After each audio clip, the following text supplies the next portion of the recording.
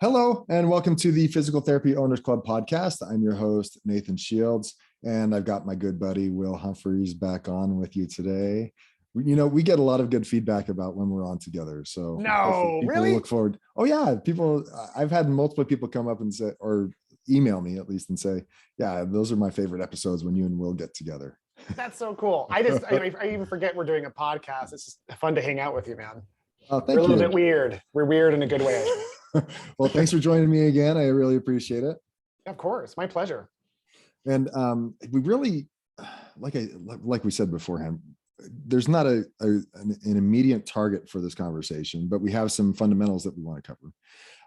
And so we'll see how it goes. And then, of course, by the time I'm done editing, we'll have a perfect title so everyone will know what we're talking about.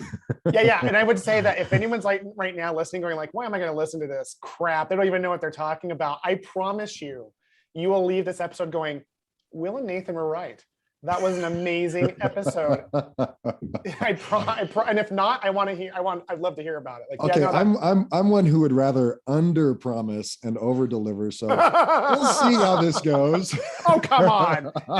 Someone's life is going to change. They're going to be in their car sobbing. Yeah. I can't believe it. I listened to this. It's like they're talking to me. It's like they know me. Well, hey, last time we spoke, you were giving us an update, or you told us all about your launch of Rockstar Recruiter, how you're helping PT owners recruit PTs nowadays across the country. Why not start there? Give us a little bit of update on how things are going. What are some of the feedback?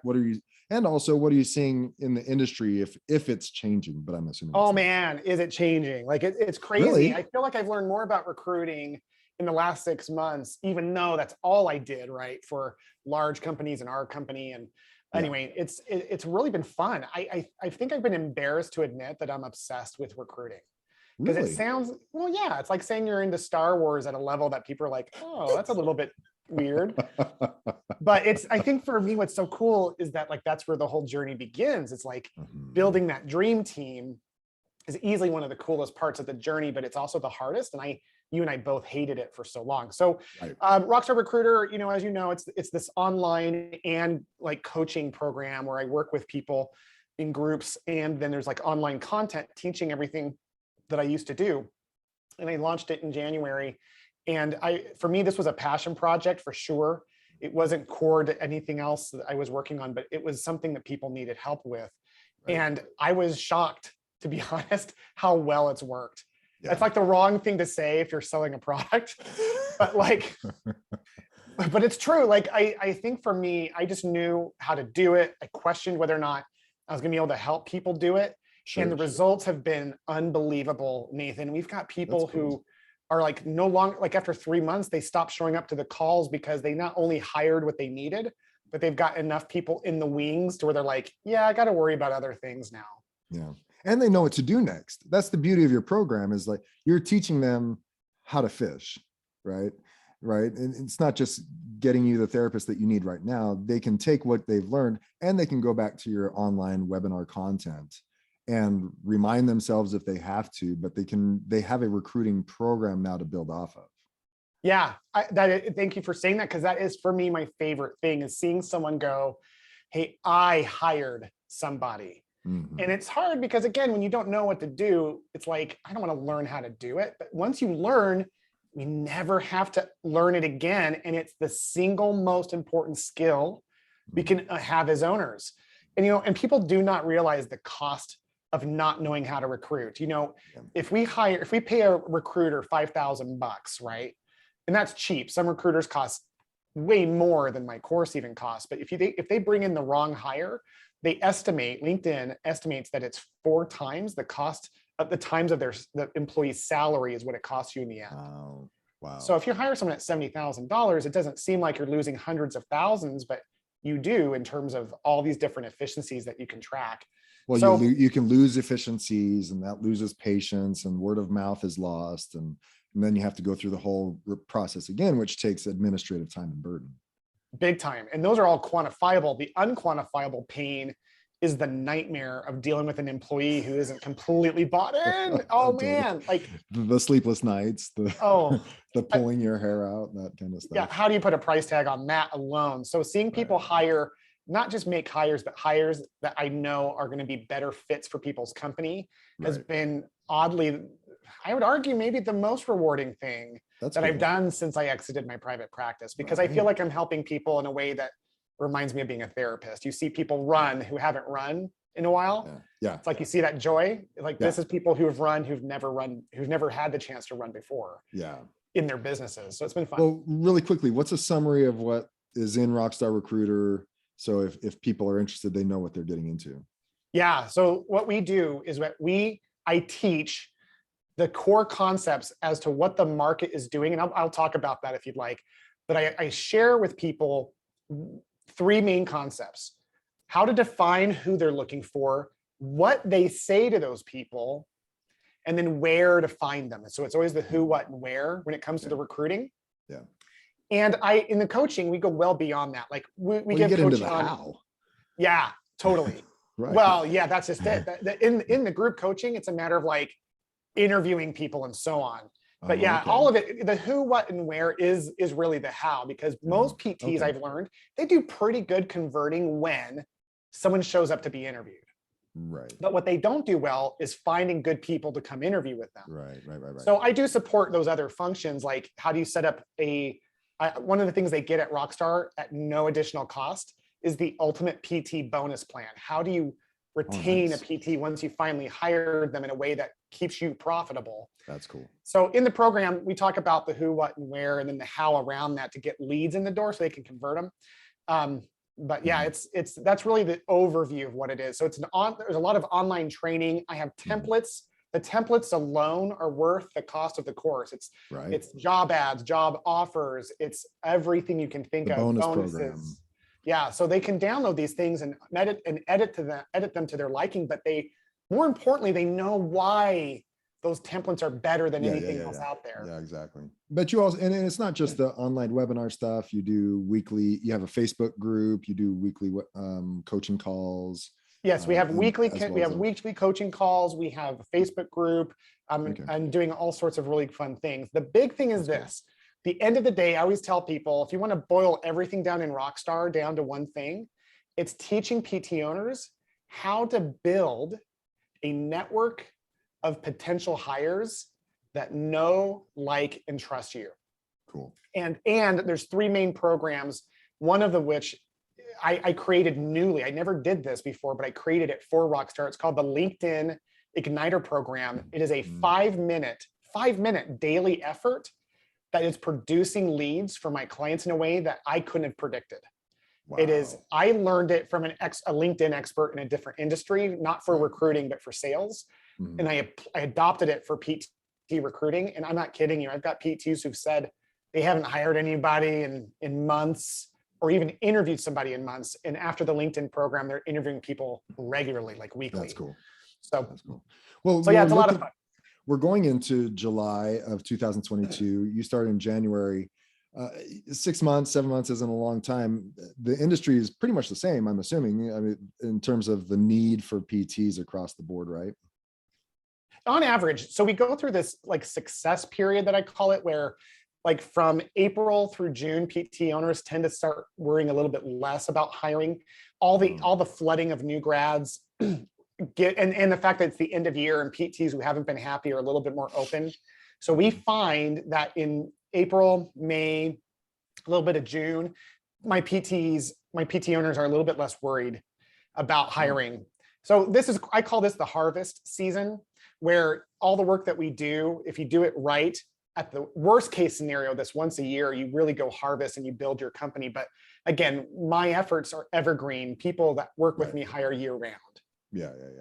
And do you, I thought it might be a little bit different, because I would assume between April and June, that's when the new grads are starting to look and reach out and find. But you're saying that the PT owners aren't necessarily pushing hard during those times. Is that what you're saying? Right. It's the same thing. You're right. So the students are becoming more available. And so because the students are more available to like interview and they're making hires, PT owners, the second they start even filling their need, what do? They Drop immediately off start worrying recruiting. about other They things. stop recruiting altogether. Yeah. Oh, it drives me crazy because Yeah. like the whole purpose of Rockstar Recruiter is to provide an owner with a year-round program that almost runs itself so that they never have to worry about hiring ever again. And so when someone gets a hire with Rockstar and they fall off the call, I'm like, dude, like, stop it. Like, yeah, just because you got your money's worth and you feel like you can move on, you want to like suck the juice out of this program. This program, Right. my clients who've stayed with it all the way through to completion, they're telling me like, Will, I didn't even know what it was like to have a bench of PTs. Right. I feel like I can, yeah. And again, I'm a little surprised that it actually works because I did it, but I didn't know I could teach it. Well, what's amazing is that they've been able to do it here in a 6-month period. Yes. So what took us years to get to that point, you're getting people there in 6 months, right? Yeah, they're getting results within 2 to 3 months, and that's when they fall off. And that's where I'm like, no, you got to stick for the whole 6 months, because then why would you ever want to have to pick this up again? You know what I mean? Exactly. But the power behind not just filling that spot, but then where we recognized the true power of it was when you now could start replacing people who weren't a good fit with better fits, better potential fits. Right? Yeah, I'm so glad you mentioned that. Or the fear of somebody leaving. Heaven forbid somebody gives me their 2 weeks notice or 4 weeks notice, whatever it is. I don't have anyone waiting in the wings. That means I'm going to have to jump in and treat again. And I dread that. I mean, so you work out of fear. I mean, this keeps you from doing that. It gives you so much power. I'm so glad you said that. I think learning how to recruit, like you said, is the ultimate power as an owner, because like you said, I love that analogy. And when we were recruiting better, it was amazing how differently we showed up when employees had issues or would complain, or we weren't jerks about it. It's not like we're like, well, we can replace you, but knowing we could, totally changed the dialogue and minimally reduced the amount of sleep that I lost. Right. Maximally, it increased our income, because then it was like, I don't know, there's a joy of having a team that love each other so much that it's almost like they don't care about us as owners. Right. And I would love it if everyone could experience that once in their career. And that's what the program takes you to that point. Yeah.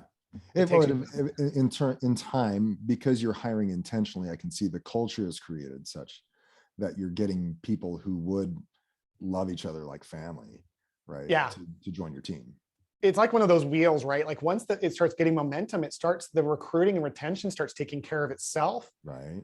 And and that's what's cool about it. I think for me, what a lot of people don't sign up for, when people don't sign up, the only thing I've ever heard a complaint about is that they don't have the time to implement it. That's it. Sure.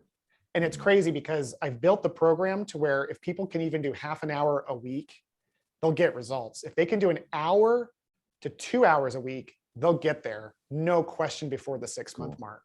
That's cool. And that's been proven. And gratefully, we've taken dozens of companies now through this program, dozens across the country, Alaska, New York, you name it. We've been through a number of different regions, small remote areas of the country, big populous areas. These techniques will solve any of that.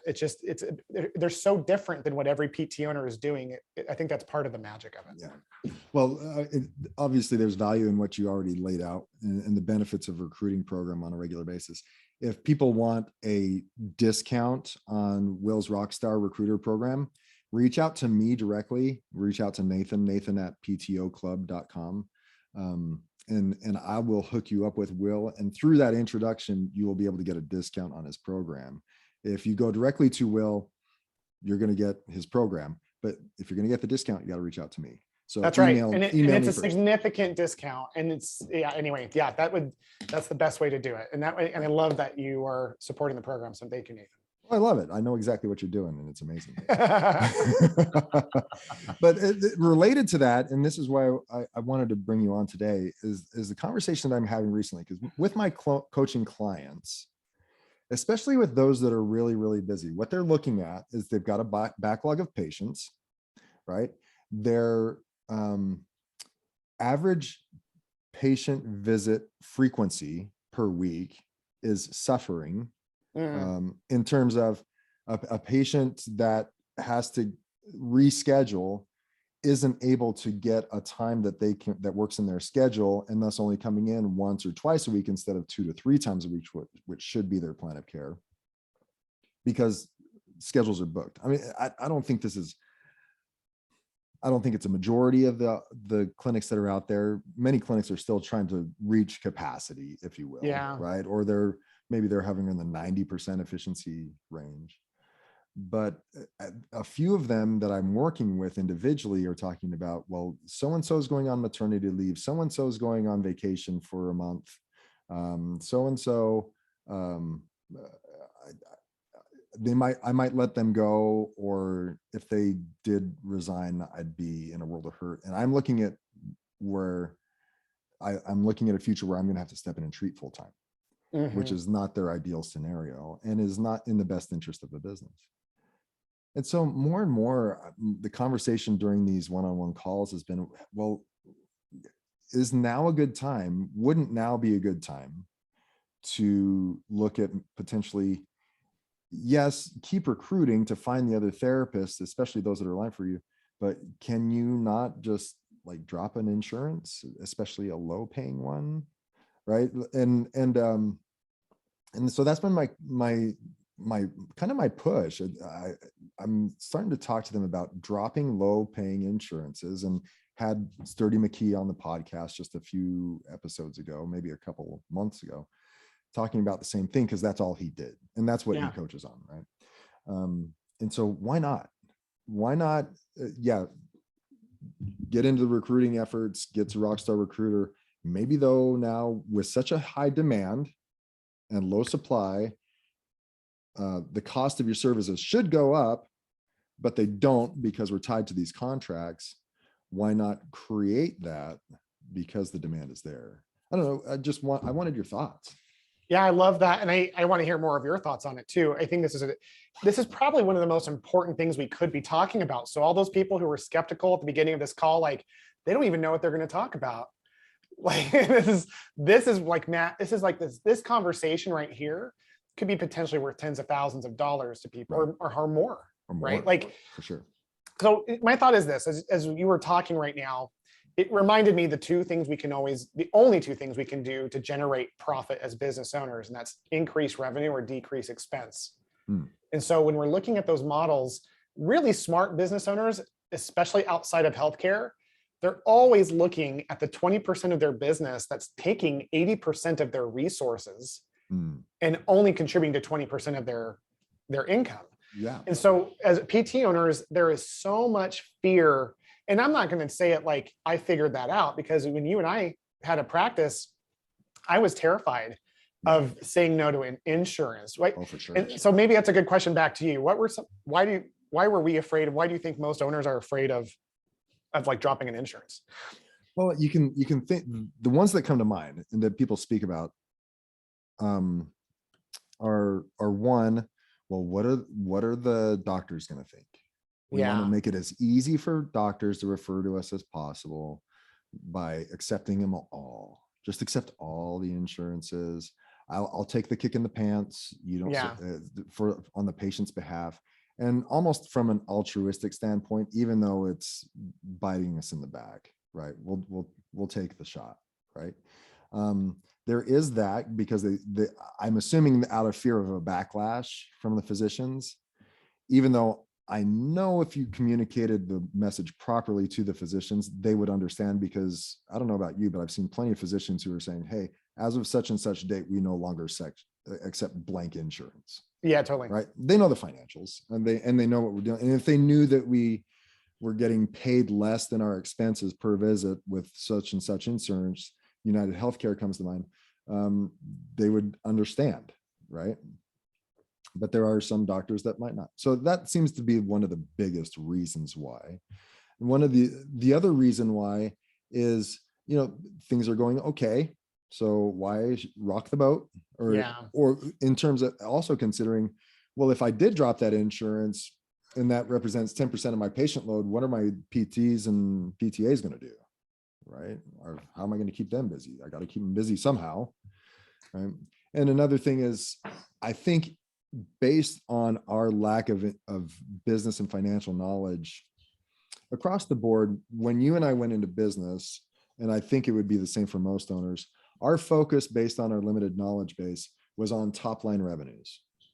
Yes. What do I got to do to increase my total visits, top line numbers even? What do I have to do to increase my visits? What do I got to do to increase my revenues? Without consideration of profit. I mean, back in the day when we started, did you even know how to figure out your profit margin? No. I mean, no.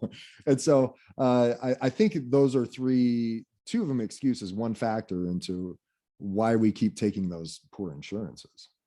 I love that answer. You know, it's interesting because you're talking too. It's like there is a mindset that goes around all of this. And it's the mindset is perpetuated starting in our PT school programs where the teachers are like, hey, don't overbill because then you'll go to hell. And Medicare is going to come and take away your home and your car and your wife and your kids. Like there's that kind of feeling of fear that they generate that carry, especially if you're an owner of like, gosh, like you said, I don't want to rock the boat. And I think the way we experience money is probably the bigger issue around that as well, right? One of the dumbest things I've heard in our industry, I've heard multiple owners say this, and yes, I'm judging you if you say this, is there's no problems that new patients can't fix. Really? There's no problems, like an inefficient profit margin. You're going to add more water into a vase with holes in it and thinking the overflow at the top is going to somehow account for the outflow at the bottom that shouldn't even be happening. Yeah. So the whole point is this, is that I think that mindset's a piece of it. I love how you described it because those were the reasons I would have never considered dropping an insurance. And now I want to go back and slap myself in the face because I think all these problems are solvable, like not trying to solve each one in detail, but like the first thing about, like you even started solving, if we're going to like cut an insurance, oh no, we don't know how to deal with it and we're too afraid of it. Is it really that hard to solve by having a conversation and just saying, we lose money on people with this insurance, so we'll no longer take United Healthcare as of this date. And then you go train the doctors on it, all of which would support you. You think we're going to lose all your business because if anything, they'll respect you as a business owner. And maybe that message is even more like, in order for us to provide the care that your patients deserve, we have to work with insurances that we don't lose money on. You know, the second thing is this idea of like, what do I do with my PTs if I lose 10% of my volume because United Healthcare is 10% of my volume? That's a math problem that any 8th grader could do. It's like, okay, well, you know, first of all, how many patient visits should every PT see in order for me to be profitable? And then how much does this decrease things? It takes a lot of stress off of situations like you started with, people going on maternity leave or not being able to recruit as well. I think there's some pride too, Nathan. I've worked with owners recently who've like shut down locations or they've had to reduce their number of PTs that they have because their volume has shrunk during COVID and they haven't fully recovered. Okay. And it's like hard for them to say, wow, I used to be this owner, had a certain size company, but now it's only this big. And I'm like, yeah, but you're way more profitable. Like I'd rather have one location at a 50% margin than 5 locations at a 0% margin. Or 10%. The second location you can brag about, but it's like, yeah, I'm running a really good hobby that doesn't pay me squat. Right. I really like what you talked about in terms of communication, because communicate two things: the communication, the efficiency part. Like the communication part, as I'm talking to owners, it's a lot along the lines of, because you kind of have to sell this to your team as well. Totally. Right? What do you mean we're not going to take United Healthcare? That's a lot of my patient load. What am I going to do? Well, when they recognize that, well, you know, patients can't come at the frequency that they want, that they need to come in per your plan of care because of a tight calendar. And this is the best case scenario. I mean, we're talking really to the people who are having a hard time getting the patients in. Maybe they have a backlog of new patients, or their patients just aren't getting at the frequency they need. Your patients aren't getting the results, frankly, that they deserve. They're not getting the results they need with PT, and patients are getting frustrated, and your PTs are getting burned out because patients aren't coming. They're not compliant because your schedule's not available, right? So it's about talking to them and also talking to the patient population. Hey, everyone should know in the country, everyone in the country should know that economic conditions are such that it's hard to find help. So Yeah. when you base it in the fact that based on current economic conditions and difficulty in finding appropriate staffing for our teams, we have found that we cannot provide the care that our patients deserve. Thus, we have to limit what's flowing in so we can provide the best care to the patients, right? So the communication is a huge part of it. Then the efficiency part of it is exactly that. Yeah, you might drop 10%, but considering patients aren't able to come in at the frequency that they want to come in, now we have availability for patients to reschedule, which happen to be the higher paying insurances. Now you're getting paid. Now the patients are getting seen, they're getting the results that they want. And what's best for the patient ends up being best for your financials, because now your average reimbursement per visit goes up without any increase in your fixed costs. So that all goes, that extra visit from a higher paying insurance patient goes to bottom line profit, right? So efficiencies are seen in that regard. Yeah, it's so true. I think that as you're talking, it's funny because I'm starting to realize that even at a deeper level, how by eliminating those low cost insurances, really who benefits. And like you said, the first person who benefits, and by the way, reiterating what you just said, we're talking about a case where you've started a practice and it's grown and you're hitting a wall against growth. This would make a ton of sense. Right. If you're starting out and no one knows you and you're saying you only take Blue Cross Blue Shield, I'm not saying that's even a bad thing. That actually might be the single greatest way to start a company. Right. But like most of us, to get started, we become everything to everyone, which means we become nothing to no one. Right. So as we become more successful, we have that power. And then the patient, like you said, benefits. The PT benefits because they start learning about real business, which will make them better employees. But the bigger thing is, like, the industry is better because insurances, if every physical therapist owner in the country dropped United Healthcare, a national underpayer of our services, if we all got together like we should be doing, like orthopedic surgeons do, by the way, and just said, hey, globally, let's all just say no to United Healthcare, that we won't work with them for less than $100 a visit, nationally, and we all dropped them, United Healthcare would lose their crap. Like, they would have to yield to us. And so for when we do that, we're taking a stand for the industry, which makes those insurances a little bit less burdensome cost-wise on the patients. Mm-hmm. So the patients benefit again. And yeah, it sucks because we want to be everything to the doctors. And how do you see that person in the room with a total knee replacement who's got an insurance that you've just dropped? Well, there's plenty of other physical therapists who aren't going to have the courage, who are going to treat that person. Right. And what I would also say is, even if everyone did drop that person and no one took United Healthcare and that lady needs the knee replacement rehab, then, and only then, could you do a pro bono visit and have it really be about altruism and not about calling it altruism when it's really your lack of knowledge of how to mitigate it. You measure it, you celebrate it. Here's how much money we've given back to our community. Like, you recognize it in a way that's measurable versus just eating it, thinking you're being generous. Well, and that even stood out in my conversation with Sturdy McKee, is recognizing what your value is. And one point that that you skipped over, not that it was a bad thing, but that you could have a cash rate that adequately represents your value. Oh, there you go. That this person could pay as well if they really needed the service. They pay cash for massage therapy. They'll pay cash for chiro visits.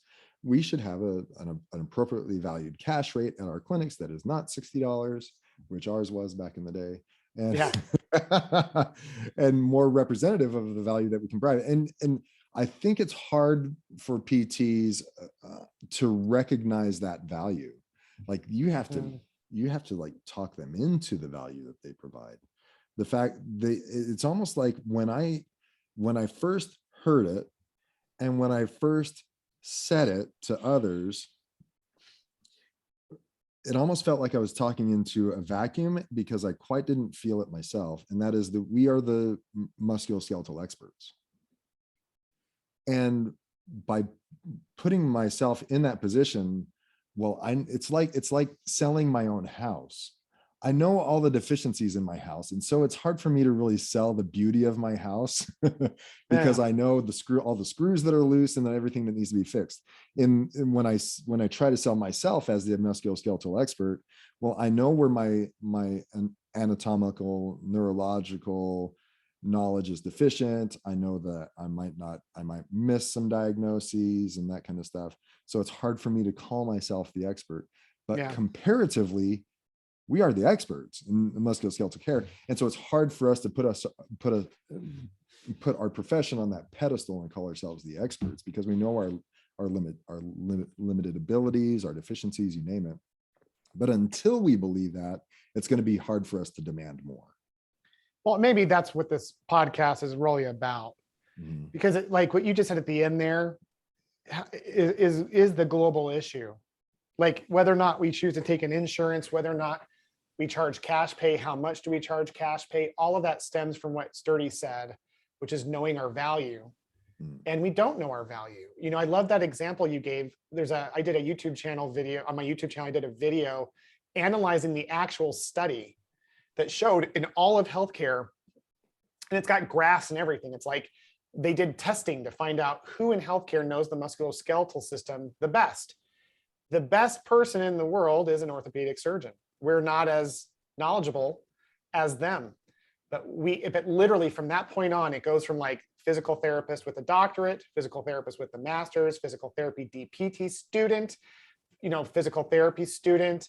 Wow. Then it goes family practice. Then it goes it's like the order, and it's a dramatic drop off. We are, as far as rehab is concerned, 100% we are, because surgeons do one thing, they cut. Right. We are everything non-surgical for rehabilitation and post-surgical, but we act like we're some service that gets prescribed out to like Lipitor.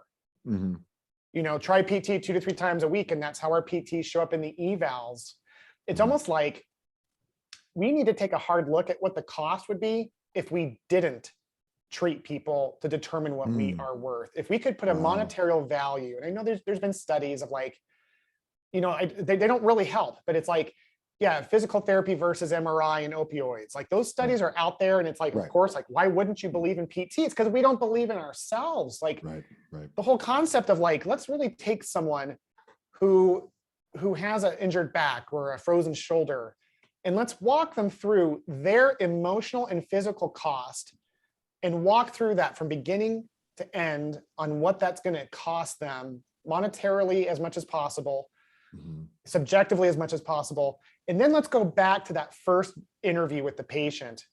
If we knew that number, and I promise, I don't know what the exact number would be, but I'm willing to bet it's multiples, like 10 or more money, 10 times more plus money, at least. I'm thinking, in my guesstimation, I'm being conservative, than what it would cost them to pay $200 a visit. Right. 200. Yeah, every visit, one-on-one for an hour, you're getting access to 6 to 7 years of study, or how many years of implementation and practice. I've seen how many thousands or hundreds of people with this condition. Right. I am your salvation. This, and maybe not me, but like what I can do, what our company can do for you is going to cost you exponentially less, save you exponentially more time and pain, and you're going to get there. Let's charge them $60 for that. Like it's not even about, and here's what's funny is when we do that, and you know this because we were just talking about this book before the conversation, but in a $100 million offer, when we price things low, people experience the service or product like it's not worthwhile. Right. I give people who join in the black, I give them Rockstar Recruiter. It's stupid, but I do. I give them access to it because they're already with my billing company.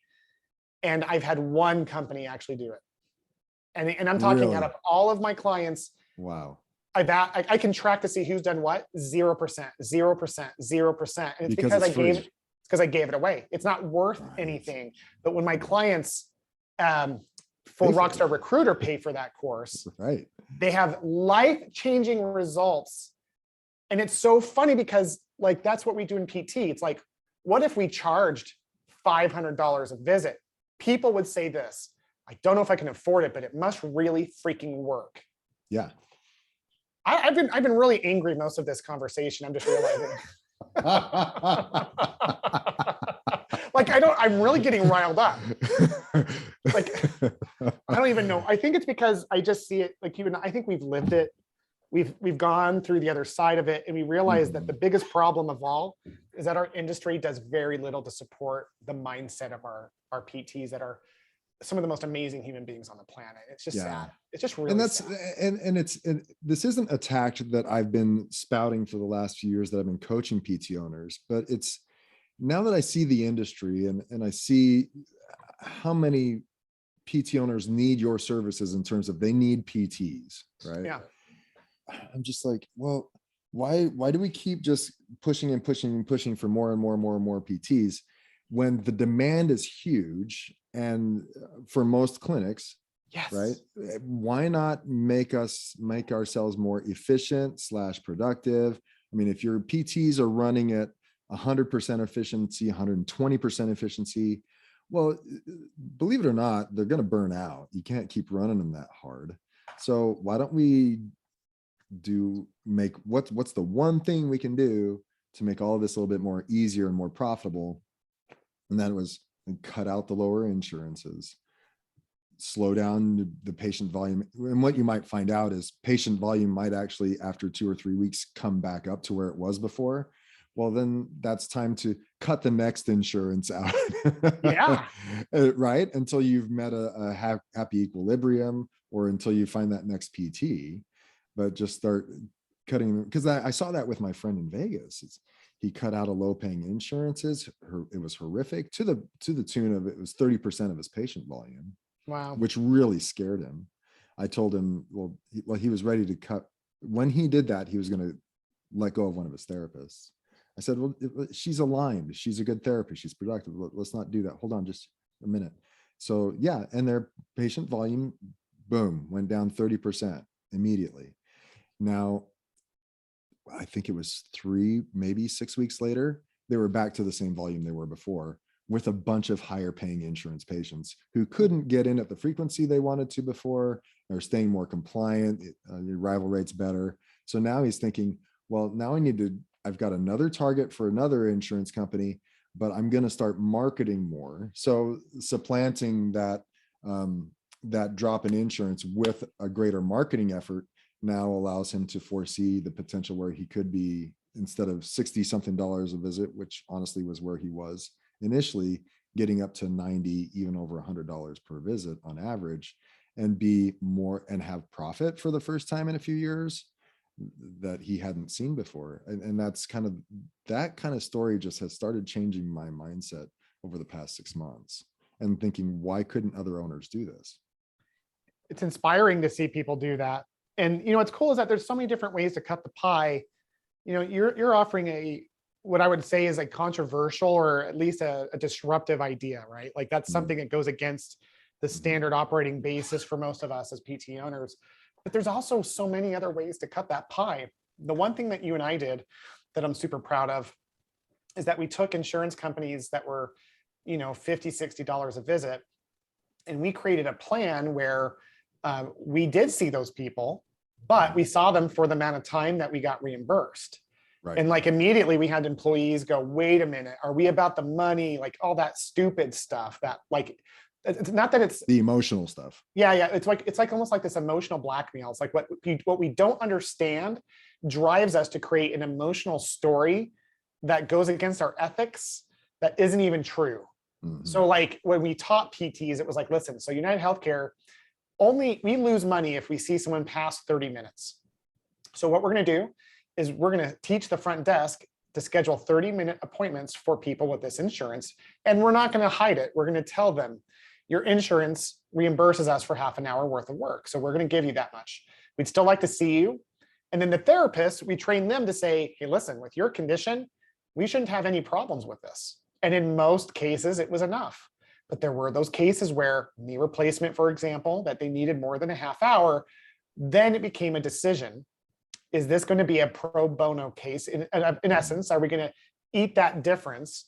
Yeah. On Are we going to see them for an hour and only get paid for the half hour? That's right. So we decided we would do that selectively versus making that the policy. And I think the reason I say that is because there's so many different ways to make your company more profitable, and you're too busy treating or managing this machine to even give yourself the chance to do the real deep thinking on what you could do that's different. So that's where the innovators come in, right? Like that's why you and I are doing what we're doing now. It's not to make money in an industry that we know, it's to disrupt this whole damn thing and get people thinking differently, because the only way we survived was by working with people who also thought differently, who most of which weren't even in our industry. So we're trying to serve people now and doing that in their own world, but they don't need us. People could do that on their own if they just believed that they could put profits first and realize the patient's the first person who benefits from that. Right. Exactly. Yeah. Okay. Thanks for joining me today. All right, guys, have a great night. Right now there's a PT just like, they know me. They know who I am. Yeah. That's really what it boils down to, is like, how can we, the future of physical therapy is completely dependent upon the individual practitioners our industry, and maybe I should say individual outpatient ownership is completely dependent upon profitability. Bingo. Yeah. And when you're still getting paid the same flat rate now that you were 20 years ago when you signed the XYZ contract, United Healthcare comes to mind. Maybe it was profitable back then. It hasn't changed in 20 years. And we're looking at 5 to 8% inflation over the next 2 to 3 years at a minimum, right? So the cost of your expenses is going to go up higher than it already is. That same contract doesn't meet your needs. And so it's almost like getting rid of a girlfriend or a bad employee. Like, they don't meet your needs anymore. It's easier to drop them. Right? I'm afraid where this is going to go. Well, I'm censoring like everything coming to mind, but I will tell you, it's true. We got to drop the baggage, man. Like, we got to like do whatever it takes. If I don't know, it's like you have a PT, for example, who's just not cutting it, and you know they shouldn't be in your company, but you're scared of what's going to happen when they leave. Drop them. The insurance company isn't paying what they're worth. Drop them. Like, right. At the end of the day, it's so funny how you and I grew. We had, multiple locations at the end, and it really became this, in my mind, almost like utopia practice that, again, I can't believe we got to that place. But the whole journey would have been so much easier if I had just treated, you know what I mean? Like, this goes against a lot of what you and I preach, but like, there's really two models. It's like, you can be self-employed. There's nothing wrong with that. There's pros and cons to that. But if you're going to be a real business owner, and you're really going to try to make a difference in the lives of your patients and your employees, and especially if you want an upgraded life for you and your family, we have to say no. We have to stand. We have to take a stand. And that's what we're standing for. We're standing for those people when we drop the insurance or correct the employee. And honestly, I would say this, going back to your principles of, the biggest thing is learning. Listening to this podcast, hiring you as a coach. If people are like, yeah, how do I do this? I would recommend you go hire Nathan immediately, because I don't help with that. Nathan would. And Nathan knows a lot about this. And that was the type of stuff he used to bring to our partnership all the time, were ideas like this. So I think getting help is always okay, but it's just being in action around it. But that's what taking a stand is, isn't it? It's deciding to take action, no matter how small, and being consistent. Well, and that's the one thing I remember. I like listening to podcasts, and I remember one guy in a podcast said, if I'm intrigued by the people that have listened to all my podcasts, because I want to ask them if they're any better for it. Have they really implemented anything from it? I mean, I'd rather you listen to one of my podcast episodes and implement everything therein, and then moved on to the next episode, or maybe re-listen to that podcast over and over again until you've figured out that one thing, right? And it's the same thing in terms of books. You can read all the books, and I know plenty of people that have read all the business books, but their business is no better for it necessarily. Yeah. And they can give you all the rote answers that are necessary if a question comes up, but they haven't implemented anything.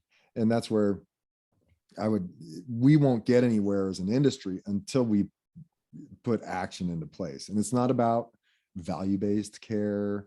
It's not about showing our worth. It's none of that. It's nothing's going to happen significantly until we start putting action into place. And you don't have time, you don't have the money, the profits for action if you're not running a profitable clinic. You can't do more with the APTA and maybe special interest groups that can help us in this regard. You can't help with the state PT board. You can't help your community if the profits aren't there to begin with. Yeah, I think that's a beautiful way to kind of just put a package on this. I don't know what I'm saying. A bow on the package? A bow on the package. Put a bow on it. So yeah, I think it's one of those things where it's like, I think I love the idea that like there's always hope and then there's progression, but really pushing the point of like, it's time to do something about it. And I think I'm sure people have made a difference by listening to the many people that I know those people as well who read the books. Sure. They don't implement, they don't get anywhere. Movement over motion, right? Oh, I like it. Yeah. Is that yours? Did you trademark that one? TM, movement over motion TM by Will Humphreys. Profitability unlocks probability. I've trademarked that one. It's profitability unlocks possibility. Nice. But yeah, man, I don't know. I feel like what we need to do is have multiple episodes just talking about how we think about money. And like, hey, how do PTs think about money and how should we be thinking about money? And making statements like this, if you're a PT and you're listening to this, your goal should be is making as much money as humanly possible. Ouch. Like, yeah, people are turning off the podcast right now. I will say parentheses ethically, right? Yeah, like there's a bunch of morons out there who bill for people, bill patients who aren't even showing up, or like they're on vacation in Hawaii, we know. Exactly. And like they're on vacation in Hawaii and they're students and they're billing. Like that's called being unethical. That's never acceptable. But what if our goal was to become make as much money as possible in physical therapy? What would happen? I guarantee we would start showing up like doctors and not like a service that gets referred out to. We would still do research and like make sure that like what we're doing matters. If anything, we would make extra sure that what we're doing is the best thing we could do for our patients, because we're trying to create maximum value and we're trying to create maximum exchange. If we started showing up like that, like dentists do, this isn't even unheard of in healthcare. That's what dentists do every day. And look at how much we just lean into what they do. And they only deal with a part of the mouth that's this big. We deal with all of this goodness, all like from head to toe. We deal with all of that. Per square inch, we could make a lot more money. That's right. Cool, man. All right. Well, like I said, if you want to reach out to me regarding Rockstar Recruiter, Nathan@ptoclub.com. If people want to talk to you about In the Black and your billing offers, and just have them all reach out to you, and then okay, and I'll send them over to you. Yeah, just reach out to me. Don't call Will. Don't bother. Leave me alone. I'll be your assistant. Will doesn't have time on Wednesday at 3. Guys, come on. I'm too busy doing podcasts. Come on. Exactly. Actually, I need to go see my anger management person after this. Yeah, I get so riled up on these podcasts. I need to calm you down. I need meditation and maybe some chemicals just to bring me back to normal. Awesome. All right, man. Well, thanks again. Great podcast. Thank you, sir.